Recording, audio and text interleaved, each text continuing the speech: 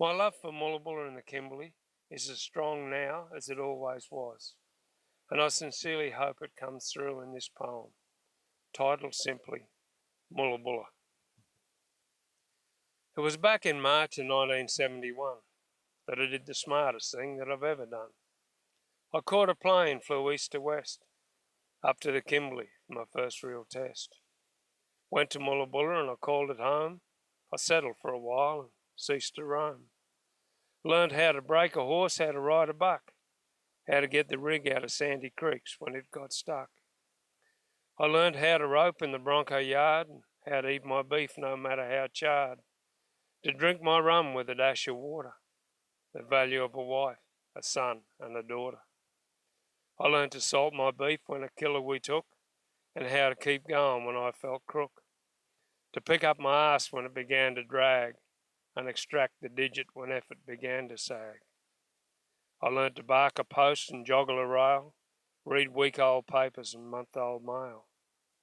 Ended up 15 years in a cattle stock camp, days and nights spent with stomach cramp, rolling the swag before dawn's early light, knocking off when the stars were bright. There were some damn long days and real short nights, but we never gave a stuff about workers' rights. We ate corned beef and drank billy tea, lived the kind of life that city folk never see. And we used to think a lot as we mustered up the hides, but we thought nothing of 50-mile rides. Turkey nests and boars, windmills and wells. If they could only talk, what stories they'd tell. There's Guana Springs where the cattle took the yard, Blackfella Creek, O'Donnell, where we always did it hard. Nimijie, Sisters, Carringtons, and even Robin Soak. They had nothing on Madgap. It found the bottom of a bloke. And by gee, those bronco horses, they really earned their feed. Look at their muscle, they weren't built for speed. Dragging cleanskins to the panel, keeping the head rope tight, chip with a clean-skinned bull, straining with all I might.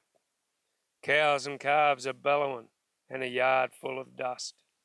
There wasn't too much steel back then to gather all the rust. And I rode some camp horses. Some were mighty good.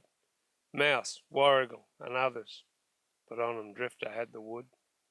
He could turn on a sixpence, work cattle all day. A privilege to ride. Ah, what a way to earn your pay. Jackaroos and ringers, the latter were too few. Horse tailor and cook, having another blue. There was Chalky, Jake, and Waterbag. I can't remember 'em all. I've forgotten so many others, my memory can't recall. Waterbag's now a farrier, Jake now a cop. Chalky's a teacher and was heading for the top. Bog and Smithy, hell don't forget old Wheeze. With his bloody migraine headaches, it was enough to make you sneeze. And Mitch is up at Carlton Hill, chilly flying high. Whiplash went to the States. Oh, how time goes by.